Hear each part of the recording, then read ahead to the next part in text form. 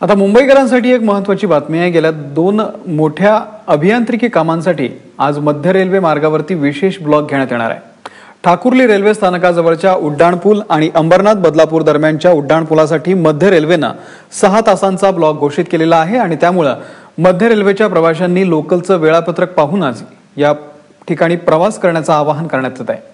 दरम्यान या मेगा ब्लॉकमुळे पुणे आणि नाशिकच्या दिशेने जाणाऱ्या आणि तिथून येणाऱ्या महत्त्वाच्या एक्सप्रेस रद्द करण्यात आलेल्या आहेत, तर दक्षिणेकडून येणाऱ्या अनेक रेल्वे या कर्जत पनवेल आणि दिवा या रस्त्याने वळवण्यात आलेल्या आहेत।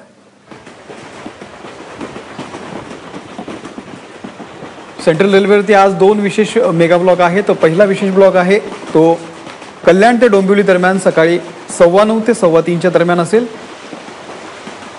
दुसरा विशेष ब्लॉक असणार आहे अंबरनाथ ते बदलापूर दरम्यान सकाळी 9:30 ते दुपारी 2 वाजेच्या दरम्यान।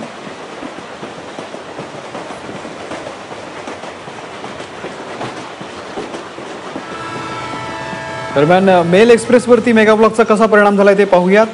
12140 नागपूर सीएसटी सेवाग्राम एक्सप्रेस आज नाशिक पर्यंत चालणार आहे। नंतर संध्याकाळी 6:30 वाजल्यापासून नाशिकहून ती नागपूरला रवाना होईल।